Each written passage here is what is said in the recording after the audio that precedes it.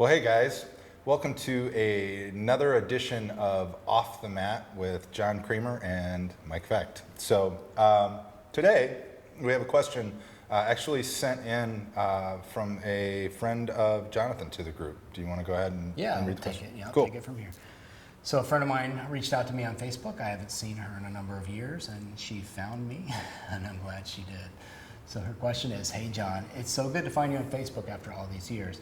I have a sincere yoga question for you. Are there types of yoga that people in wheelchairs like me can do?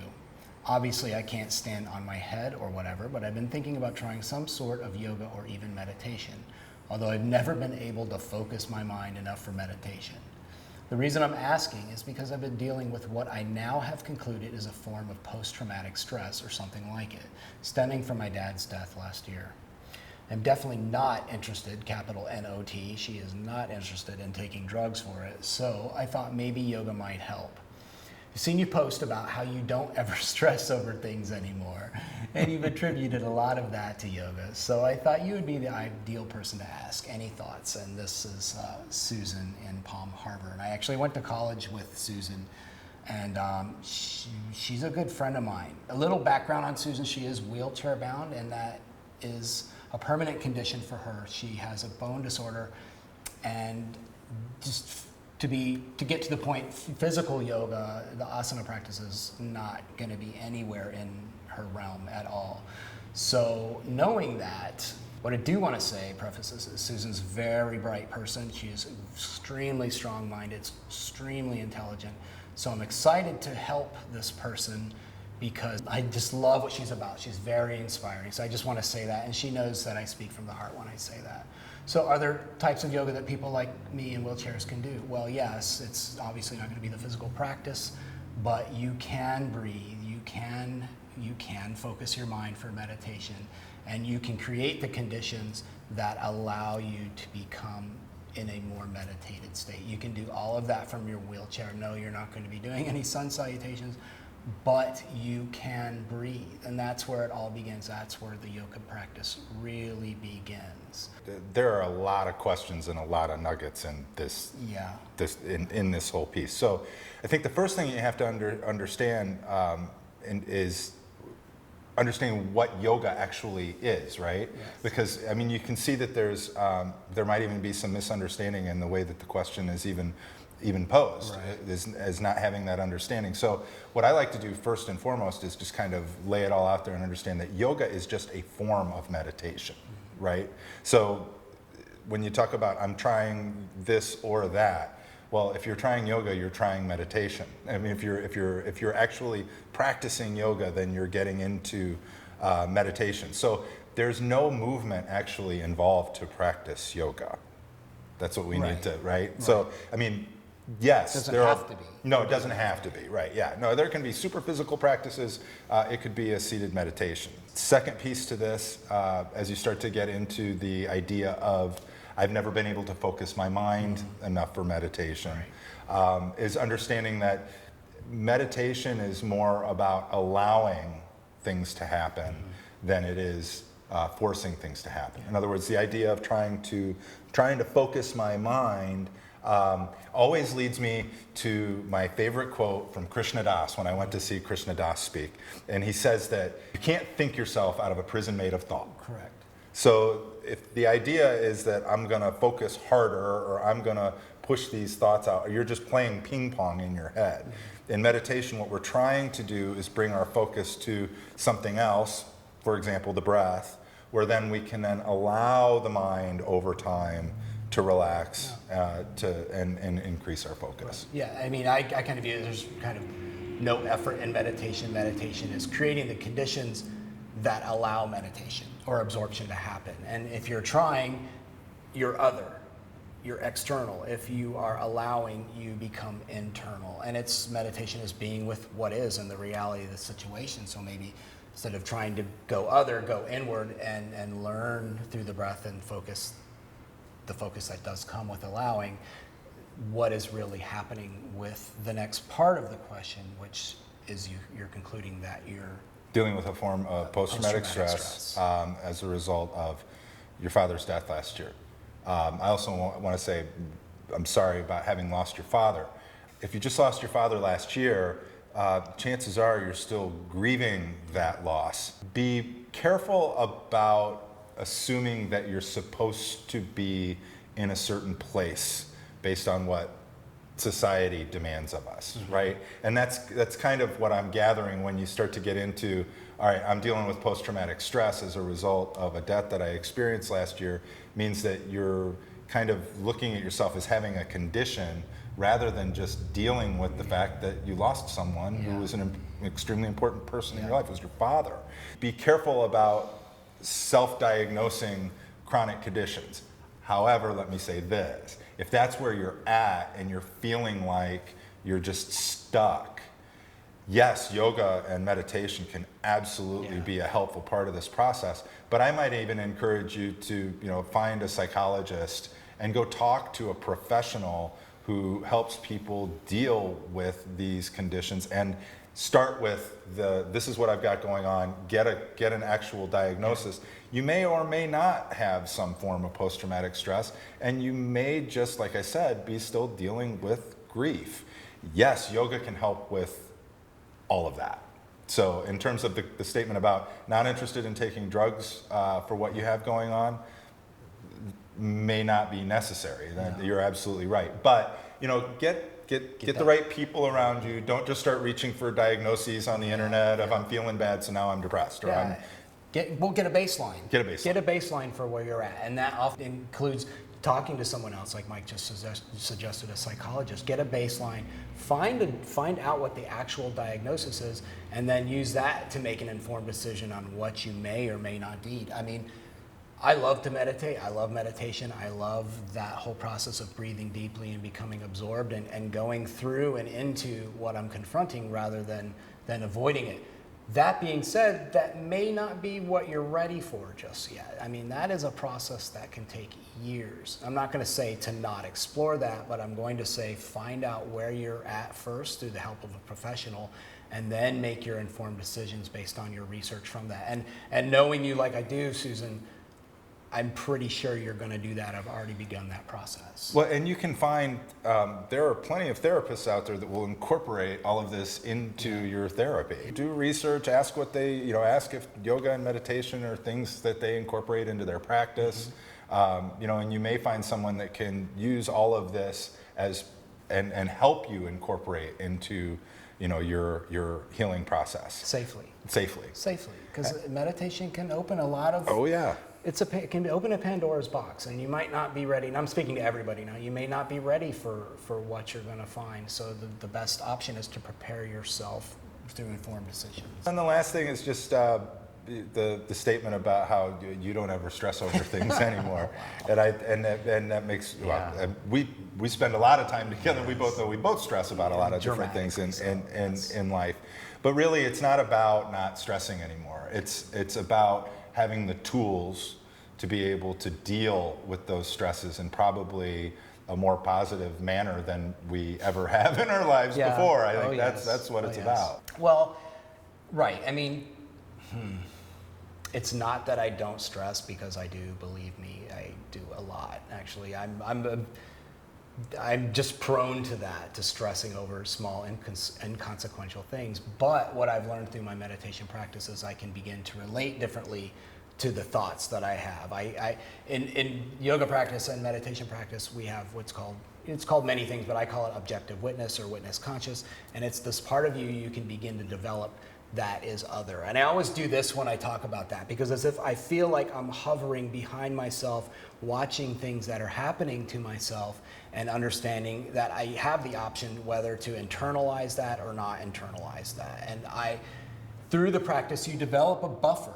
It's a buffer between thought and response. Or it used to be thought and reaction, now it's become thought and response for me. And it's from developing through the sitting practice, Vipassana, if you want to look it up, that's Buddhist mindful meditation practice, of developing that witness conscious. And quite frankly, it's changed my life dramatically. So I appreciate the fact that it appears that I don't stress over things, when the reality is I still do greatly, but I now know that I have options. And that's the beauty of social media and Facebook. I mean, we always put our best foot forward, and I'm guilty of that as well. And it's not.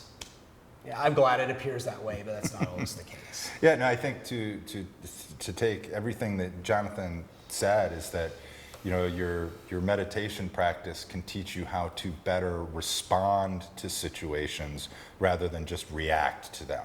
And if you're anything like I am prone to be, it's emotion hits and reaction is next. There's no buffer, as you said, and that's what meditation practice has given me, is a little bit of that space between thought, so that emotion hits, process emotion first, then decide what's the appropriate response to this. And it might not be anything, which is a lot different than where I used to be, you know, which was always react, always on. react. If life was, if things were good, I was good. If things were bad, I was bad. It's that, and now it's finding that I can be level, and not too high and not too low. Yeah.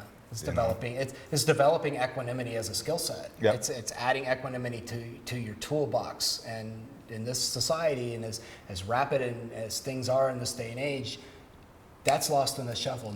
Almost no one has that. I mean, it's the rare person that has that as an innate response. I live with somebody, and you know who I live with, and he's one of the rare people I've met in my life that can just pull back and witness a situation and then formulate a proper response. Now, all that being said, that sounds great, and that's how Mike and I take a lot of this meditation practice into our daily lives. But you're asking specifically for post-traumatic, what you think is post-traumatic stress. Mike can really speak well on this. Would you like to talk about how that buffer and response allows you to go into the feelings you're feeling in a PTS kind of triggered state? Yeah, if what you're truly experiencing is post-traumatic stress, then what we have is an overactive fight or flight system, right? Like our nervous system is telling us that there's a danger out there and we need to be on alert because we need to be able to react. And in a sense, what we're doing is we're carrying around a previous experience with us and letting that dictate our kind of neurological makeup, like our, you know, where we're at. And what our meditation practice and the yoga practice, and even particularly the breathing practice that we bring in, allows us to do is to create a relationship with that nervous system. So whereas what we find very common in society today is someone gets nervous, they get anxious, they take a Xanax. Or they take a drug, right, or a drink, or you self-medicate somehow. This is what I'm feeling, this is my pill. What meditation allows us to do is, this is what I'm feeling, my breath work and my meditation practice becomes my pill. And over the course of, I mean, you can have a significant change with 5 minutes of conscious breath work. But if you're doing a regular 20 to 30 minute everyday yoga practice, sometimes even more, you start to really understand as you're going through it, wow, this is what's going on in my body as I'm calming myself. Like this is, you start to, you can ride the waves. You can ride, exactly. And you can feel as this is affecting, you know, what's going on, and it becomes very real. You can begin to identify when I get triggered, then my response becomes, okay, I know how to pull myself back in and bring myself, you know, back down. So yoga and meditation gives you a direct relationship with your nervous system. It could get really deep into talking about how all the pharmaceuticals that everybody's on and everything else to help them deal with this stuff, and how this could help impact that too. But from, you know, just to keep it nice and simple, it's just it's that pill, you know, rather than having to take something. It's that 20 to 30 minutes of conscious breathing and mindfulness that then gives us the relationship with the nervous system, which is really what we need. Because when we're experiencing post-traumatic stress, it's as if we're disconnected, right? Like the nervous system is controlling the body, and we're disconnected mentally from what's going on physically. It's intense. No, that's true. And so we can get deeper into how even the physical yoga practice can start to help bring us back into being more grounded and being in the body and all of those things. But, you know, in my experience in dealing with really super chronic post-traumatic stress disorder to the point of being, you know, suicidal, this practice has saved my life, and walking it through and using it and employing it as a treatment for PTSD. So, I mean, the proof's in the pudding. You've used it, it works. I've used it, it works for me. Now, just to add a little more onto what Mike's saying, even if 20 to 30 minutes, and that's about what we generally do on a day-to-day basis at least. I know we have our own separate practices that require a length of time, but that can be a lot if you're new to this. I would suggest try 5 minutes a day, and if 5's too much, do 4, and if 4 is too much, do 3 conscious breaths. That's it, just 3 breaths with your full attention. Start there if that's what you need, because 30's a lot.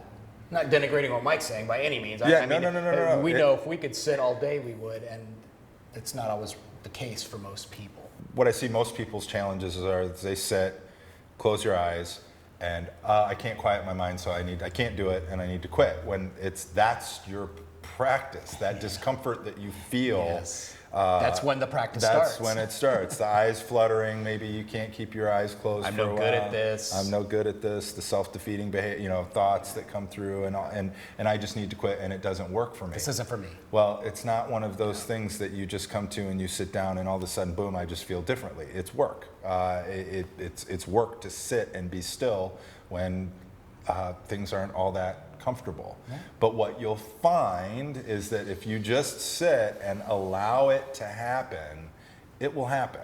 And even if you sit there for 30, okay, I go on for 30 minutes, Mike, I tried for 30 minutes and I don't feel any differently today. Okay, great, do it again tomorrow. And the next day, and the next day. Give yourself 30 days of sitting for 5 minutes every single day, and then you can start to make a decision on, whether or not this works for you. Yes. But that's just typical, and we do that with everything. Yeah. In the 20 years I worked in the gym industry, people come in and they work out twice and decide that doesn't work for them. Not for me. Can't do this. It's the reason why all yoga studios have a 30 practices in 30 days, is because they want you to come in and stick to a discipline, establish a discipline. Once you've established the discipline, you can start to decide whether or not something works for you. But just trying something like meditation, which really does take some refinement through time, and understanding even what it is that you're trying to accomplish takes time.